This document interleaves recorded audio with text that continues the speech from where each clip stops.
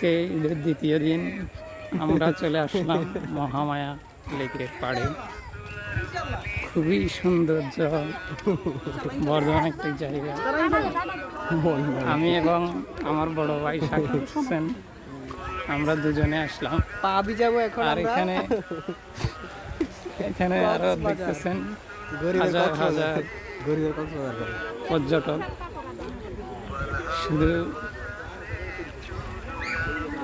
নিজের ব্যস্ত সময়কে একটু দূরে রেখে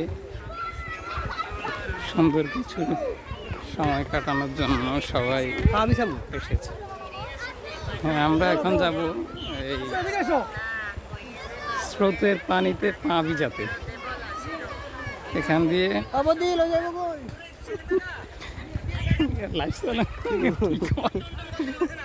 লাইভ লাইভ না, সরি লাইভ